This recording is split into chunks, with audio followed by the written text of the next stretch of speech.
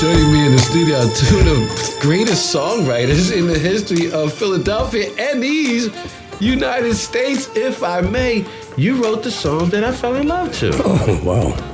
You wrote the songs that made me want to go for a long walk. You made me... No, really, you know, Jill Scott talks about let's take a long walk. You have to have a soundtrack to that in your heart. That's true. In your heart. Your songs are now part of my, eternal jukebox. Okay. When I walk into eternity, I'm taking you with me. Joining me in the studio now are two of the most historic and revered songwriters in history, not only the sound of Philadelphia, but all over the world. To my far left, he is Charles Simmons, one half of the songwriting pair. One third. One third, excuse me. And next to me is Bruce Hawes.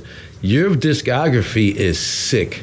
It's sick. I started reading it to my wife, and I gave up after a half hour. I was like, and they wrote, and they wrote, and they wrote, and I have in my hand, this book is the music of Bruce A. Hawes, the songs, the sound, the soul of Philadelphia, growing up in the sound of Philadelphia from the inside out. Take me back to the beginning. Take me back to what it was like as an 18-year-old breaking into this industry. First of all, how did you get into the music industry at all? Well, my mother taught me harmony, and I started performing at age 3.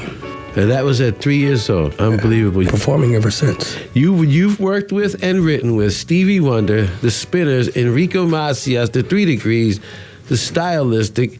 You wrote Mighty Love, Sadie. I mean, come on, games people play.